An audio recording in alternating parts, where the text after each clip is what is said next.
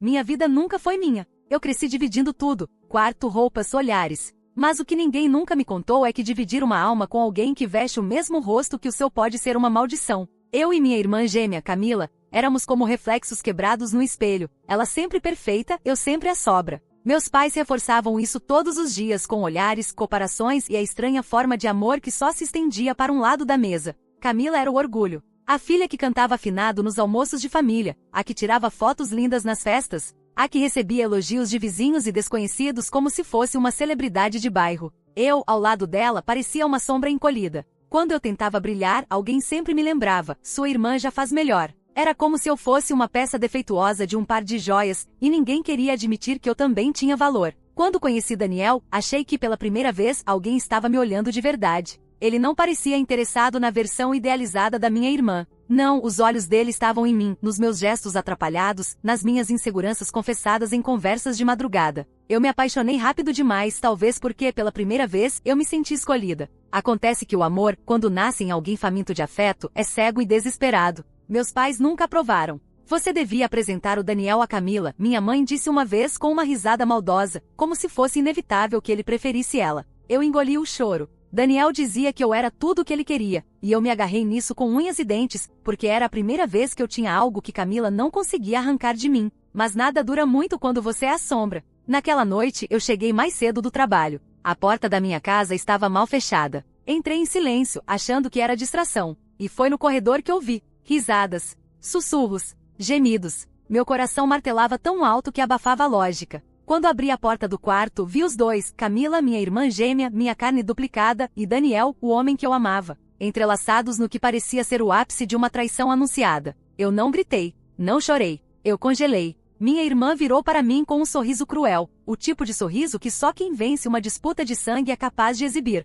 Ela olhou nos meus olhos e disse, com a voz carregada de veneno: "Você nunca vai conseguir alguém melhor." Essa frase se gravou na minha pele como uma queimadura. Ela não estava apenas tomando o meu namorado. Estava selando o destino que a família sempre quis para mim, ser a rejeitada, a que sobra, a que perde. Daniel tentou se justificar, tentou dizer que não era o que parecia. Mas como justificar gemidos ainda ecoando no ar? Eu não respondi. Só saí. Naquela noite pensei em desaparecer. Peguei o carro e dirigi sem rumo, com lágrimas turvando minha visão, com a voz da minha irmã repetindo na minha mente como um disco arranhado. Eu queria sumir. E talvez, se não tivesse perdido o controle da direção, teria sumido de vez. O carro derrapou em uma curva molhada. O impacto foi brutal, vidro explodindo, metal amassando como papel. Eu fiquei presa, o gosto de ferro inundando minha boca, meu corpo implorando por ar. Lembro de pensar, talvez seja melhor assim. Mas a morte não me quis naquela noite. Acordei no hospital, costelas quebradas, pontos na testa, o corpo inteiro latejando. Meus pais estavam lá, mas não por mim.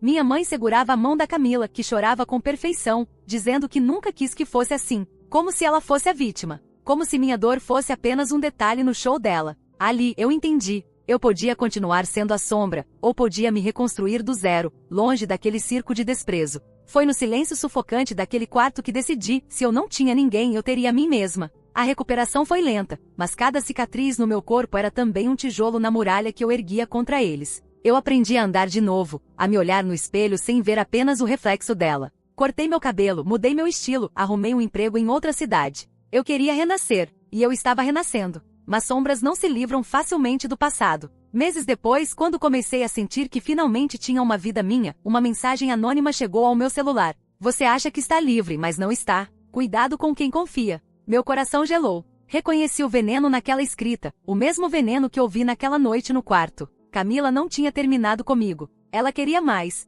Ela queria me destruir de vez. Naquele instante, percebi que meu acidente talvez não tivesse sido apenas um acidente. E que a guerra entre nós duas estava apenas começando. A mensagem ficou queimando na tela do meu celular como se fosse uma cicatriz digital. Você acha que está livre, mas não está. Cuidado com quem confia. Naquele momento, o mundo pareceu girar de novo. Eu já tinha enfrentado a dor física de um acidente quase fatal, a humilhação de ser traída pela única pessoa que eu tinha ousado amar, e o veneno da minha própria irmã. Mas essa mensagem trouxe um novo tipo de terror. O medo frio, invisível, que se infiltra debaixo da pele e faz a gente questionar até o próprio reflexo. Passei noites em claro, rolando de um lado para o outro na cama, tentando convencer a mim mesma de que era apenas uma provocação barata, que Camila não tinha poder real sobre mim agora que eu estava em outra cidade. Mas quanto mais eu tentava me acalmar, mais lembrava do jeito que ela me olhou naquele quarto, no instante em que me roubava tudo. Aquela calma cruel não era de alguém que apenas queria vencer.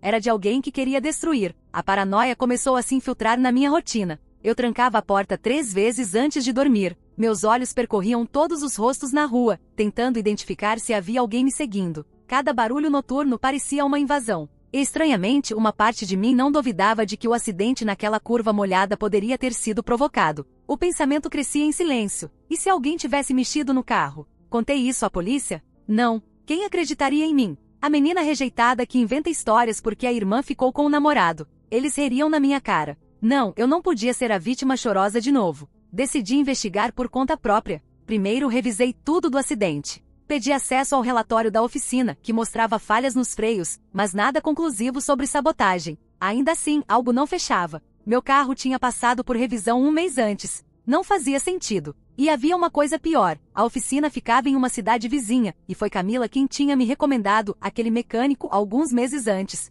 quando eu disse que precisava de manutenção. A linha entre coincidência e armadilha estava ficando muito fina. O pior foi perceber que mesmo a quilômetros de distância, eu não estava tão livre quanto acreditava. Certo dia, chegando do trabalho, encontrei minha porta destrancada. Nada havia sido roubado. A casa estava intacta, exceto por um detalhe. Um batom vermelho, o mesmo tom que Camila sempre usava, deixado em cima do meu travesseiro. Meu corpo inteiro tremeu. O recado era claro: eu sei onde você mora. Era como se ela me seguisse na sombra, zombando da minha tentativa de reconstruir uma vida. Eu quis ligar para ela, confrontar, mas sabia que era inútil. Camila negaria e talvez até convencesse minha família, como sempre fez, de que eu estava inventando dramas. E pior, eu tinha medo do que poderia despertar se cutucasse essa cobra diretamente. Foi nesse ponto que comecei a mudar. Eu já não era mais a menina implorando por amor ou reconhecimento. Eu estava me tornando algo novo, moldado pelo ódio e pela necessidade de sobreviver. Se Camila queria guerra, eu não ia mais lutar com lágrimas. Comecei a documentar tudo.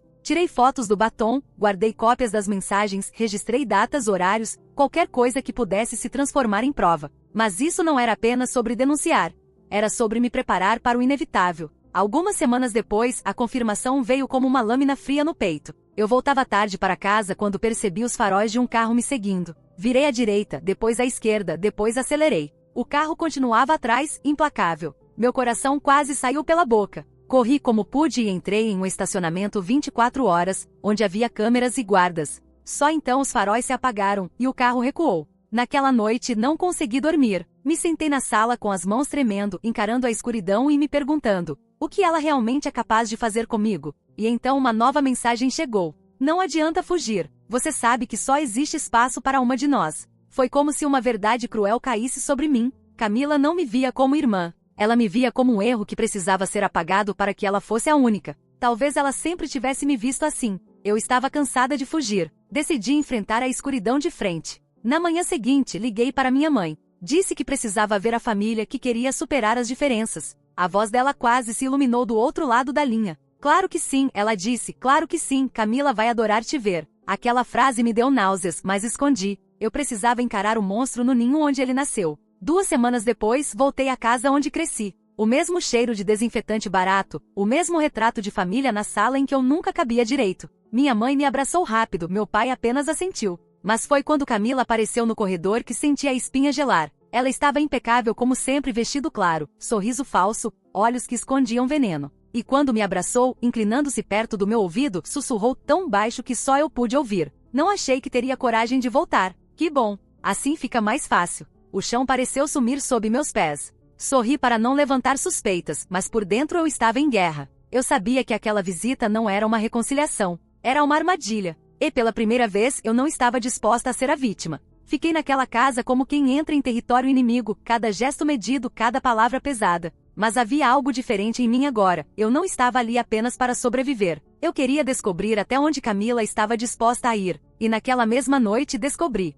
Acordei com um barulho vindo da cozinha. O coração disparou, mas me levantei em silêncio, pisando devagar pelo corredor. Quando cheguei à porta, vi a silhueta dela parada diante da gaveta de facas, segurando uma lâmina que refletia a luz fraca da lâmpada. Camila me viu e sorriu. Não consegue dormir, irmã? Minha garganta secou. Tudo em mim gritava para correr, mas minhas pernas estavam presas ao chão. A faca na mão dela parecia mais um aviso do que um acidente. Eu sabia. Ela sabia que eu sabia. E naquele instante percebi, minha irmã não ia parar até me apagar da história. Mas o que ela não sabia é que eu não ia mais me deixar apagar. O sorriso dela naquela cozinha me perseguiu por dias. O jeito como segurava a faca, como se não fosse nada além de um brinquedo nas mãos de uma criança cruel, me deixou claro que eu não estava lidando apenas com inveja ou rivalidade. Camila tinha cruzado uma linha invisível, e eu precisava aceitar. Minha irmã gêmea era perigosa. Eu tentei agir como se nada tivesse acontecido. Sentei à mesa no café da manhã, com o cheiro de pão queimado invadindo o ar, enquanto ela mexia no celular e minha mãe falava sobre vizinhos e fofocas, como se a vida fosse normal. Só eu sabia que na madrugada anterior, Camila tinha estado a poucos passos de transformar aquele café da manhã em meu funeral, e talvez fosse isso que ela queria. Que eu sentisse, a cada segundo, que minha vida dependia do humor dela. Naquele mesmo dia, decidi ir embora da casa dos meus pais mais cedo. Inventei uma desculpa qualquer, um compromisso de trabalho, e arrumei minhas coisas apressada. Minha mãe tentou insistir para que eu ficasse mais tempo. Sua irmã está tão feliz de você ter voltado. Vocês duas podem se reaproximar, e essa frase quase me fez rir. Aproximação? Eu estava a um fio de ser eliminada. Quando subi para pegar minha mala, encontrei algo que me fez tremer. No meu travesseiro havia uma fotografia. Era uma foto antiga de nós duas crianças, vestidas iguais. Mas alguém havia riscado o meu rosto com caneta vermelha. Eu não precisava de tradução. Peguei a foto, guardei comigo, e desci com o coração acelerado. Camila estava parada na escada, me observando com aquele mesmo sorriso, como se soubesse exatamente o que eu tinha encontrado. Já vai, mana? Perguntou, inclinando a cabeça de lado como uma atriz ensaiando sua fala. Já. Tenho coisas para resolver. Pena. Eu ia adorar ter mais tempo com você. Foi a maneira como ela disse isso que me fez entender que ela não estava só brincando comigo. Ela estava planejando. E eu precisava estar um passo à frente. De volta ao meu apartamento, eu me tranquei como uma sobrevivente se tranca num abrigo. Coloquei trancas novas, câmeras baratas de vigilância, comprei spray de pimenta. Eu não podia mais confiar na sorte. E ao mesmo tempo comecei a cavar no passado. Se eu quisesse sobreviver a Camila, eu precisava entender quem ela realmente era. Passei noites revirando diários antigos, lembranças de infância, tentando encontrar pistas que sempre estiveram lá, escondidas à vista. E então lembrei de algo. Na adolescência, houve uma vizinha que se feriu gravemente caindo da escada. Todos acharam que tinha sido um acidente. Mas eu me recordava de ter ouvido minha irmã contar para uma amiga, com aquele mesmo sorriso maldoso. Eu só queria ver o que acontecia se eu soltasse o corrimão enquanto ela passava. Na época, eu pensei que fosse uma piada de mau gosto. Hoje essa lembrança se transformava em prova. Camila sempre teve essa chama perversa dentro dela. Eu apenas não quis ver, mas havia algo pior. A cada passo que eu dava para juntar essas peças, eu me sentia mais sozinha. Não podia confiar nos meus pais, eles sempre preferiram acreditar na imagem de filha perfeita. Não podia confiar em Daniel, aquele traidor agora estava ao lado dela, talvez até cúmplice. E os amigos? Eu nunca tive muitos. Camila sempre roubava todos para si, como se fosse natural. Então eu fiz o que nunca pensei que faria. Procurei ajuda fora da minha bolha. Um investigador particular. Era um homem grisalho, de olhar desconfiado, chamado Sérgio. Contei parte da história para ele, não tudo, mas o suficiente para despertar sua curiosidade. Mostrei as mensagens, a foto riscada, o batom no travesseiro. Sérgio não riu de mim. Pelo contrário, estreitou os olhos e disse: "Isso não é só provocação. Isso é padrão de perseguição. Você precisa tomar cuidado." Ele começou a investigar discretamente. Seguiu os passos da Camila, observou os lugares que ela frequentava. E foi ele quem trouxe a primeira confirmação do que eu temia. Seu carro, o do acidente, os freios foram adulterados. Alguém mexeu neles. Meu estômago virou. Era isso. Eu não estava ficando paranoica. O acidente não tinha sido azar. Era uma tentativa de assassinato. Mas quem mais sabia disso além de nós dois? Sérgio me alertou para não confrontar Camila ainda. Se ela realmente tinha esse lado sombrio, um confronto poderia ser a faísca para algo pior. Mas eu já sabia que não ia conseguir fingir por muito tempo. Na semana seguinte, recebi um envelope sem remetente. Dentro havia uma folha em branco, exceto por uma frase escrita em batom vermelho. Da próxima vez, não erro. Meus dedos tremeram ao segurar aquilo. O coração parecia martelar contra minhas costelas, como se quisesse escapar do corpo.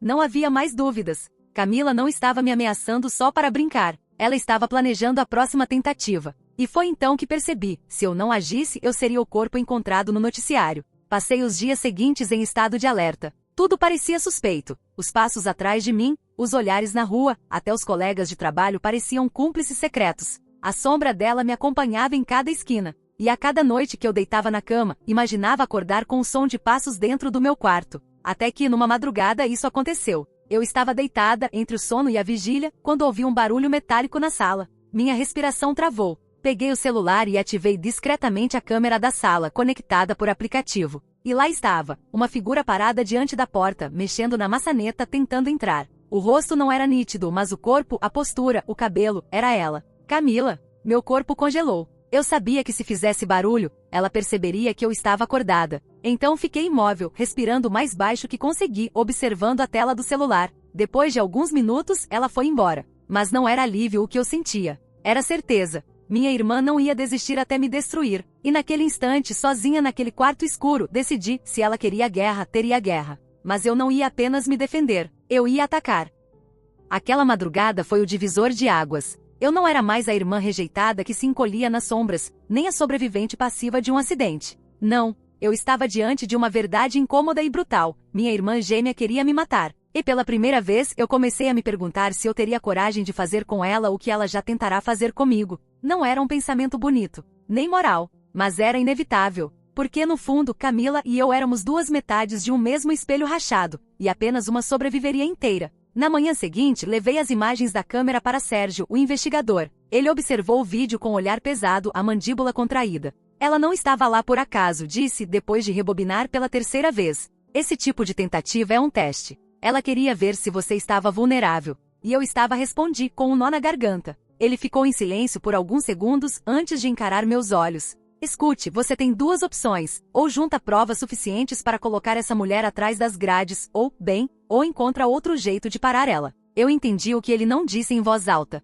Outro jeito. Mas como você se prepara para destruir alguém que nasceu com o mesmo rosto que o seu? Nos dias seguintes comecei a me armar. Não apenas fisicamente, embora o spray de pimenta já não me parecesse suficiente. Eu comprei uma faca pequena, pesada, fácil de esconder. Só de segurá-la na mão senti o peso da escolha que estava prestes a fazer. Mas era mais do que isso. Eu me armei emocionalmente. Criei uma persona, uma máscara de calma, para enganar Camila se fosse necessário. E foi necessário muito antes do que eu esperava. Na sexta-feira, quando saía do trabalho, encontrei um buquê de flores em cima do capô do meu carro. Rosas vermelhas lindas, perfeitas. Mas havia um cartão. Você nunca vai conseguir alguém melhor. As mesmas palavras que ela cuspiu na noite em que destruiu minha vida. Foi a gota d'água. Eu não ia mais esperar a próxima tentativa. Liguei para minha mãe naquela mesma noite. Inventei que sentia saudades, que queria passar o fim de semana em família. Ela ficou radiante, claro. E quando desliguei, minhas mãos estavam trêmulas não de medo, mas de adrenalina. Eu não estava voltando para pedir afeto.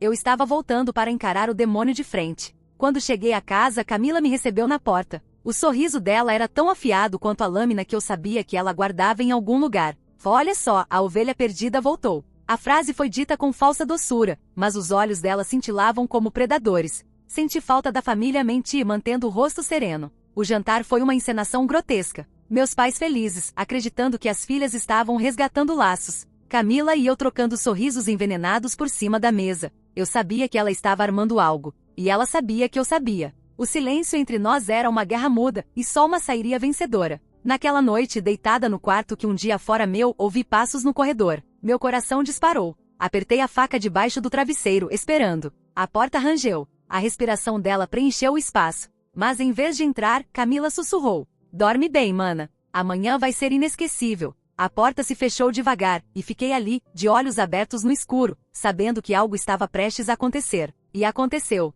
Na manhã seguinte, minha mãe sugeriu que fizéssemos um passeio em família. Um piquenique no parque, disse ela, entusiasmada, sem perceber que estava sendo usada como figurante em um teatro de horrores. Camila concordou de imediato, e eu soube. Era ali que ela faria a jogada. Fomos de carro. Eu no banco de trás, ao lado dela. Senti o perfume doce e enjoativo que ela sempre usava, como se estivesse tentando mascarar o cheiro podre da crueldade. Durante o trajeto, notei que ela mexia discretamente no celular, trocando mensagens rápidas. Quem estava do outro lado? Daniel? Outro cúmplice? No parque, estendemos a toalha, abrimos cestas de comida. Meus pais riam, distraídos, como se nada estivesse errado. Mas eu não conseguia tirar os olhos de Camila. Ela estava calma demais, rindo alto, abraçando minha mãe como a filha perfeita. Mas havia algo nos olhos dela. Um brilho frio, uma promessa silenciosa. Eu já não conseguia engolir nada. O ar parecia pesado, envenenado. E então aconteceu. Enquanto caminhávamos por uma trilha próxima, minha mãe distraída colhendo flores,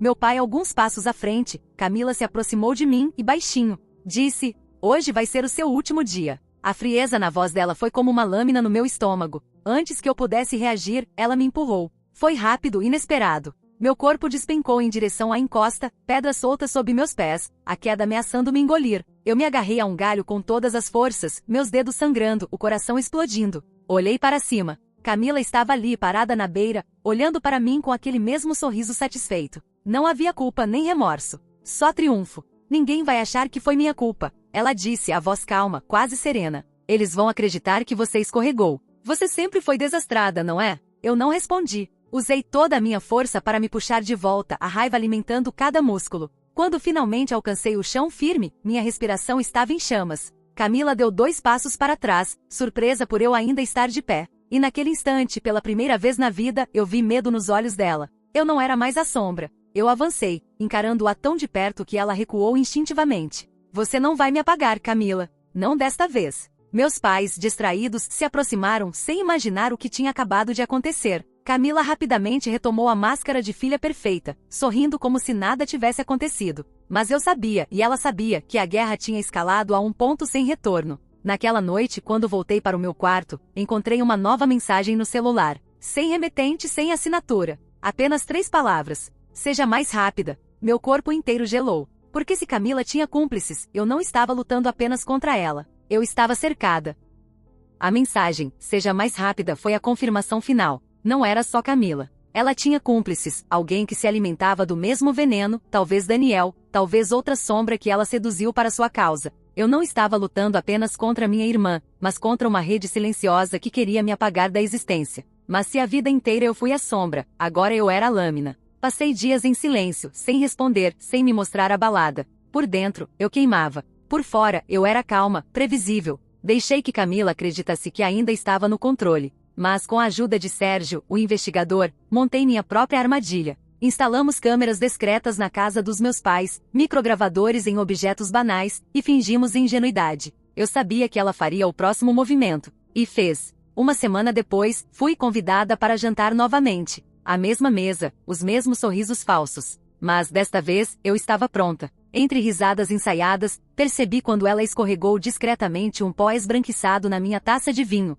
Camila ergueu a sua, brindando como uma atriz premiada, e eu fiz o mesmo. Mas não bebi. Meus dedos tremiam, mas minha voz não vacilou. Você errou a dose. Os olhos dela se arregalaram. A máscara caiu. Por um segundo, vi quem ela realmente era. Não a filha perfeita, não a gêmea invejosa, mas um monstro cru, despido, com sede de destruição. Ela abriu a boca para responder. Mas foi nesse momento que Sérgio entrou, acompanhado por 2 policiais que eu tinha chamado previamente. Munidos de todas as provas que juntamos. Camila gritou, esperneou, tentou se justificar diante dos meus pais atônitos, mas as gravações falavam por si, mensagens, vídeo na minha porta, sabotagem no carro, e agora a tentativa de envenenamento. A imagem perfeita dela se desfez em segundos. Meus pais? Chocaram-se, claro. Minha mãe chorava, dizendo que não acreditava, que não podia ser verdade. Meu pai apenas ficou em silêncio, como se todo o favoritismo, toda a cegueira, tivessem se transformado em uma farsa que desmoronava diante dos olhos.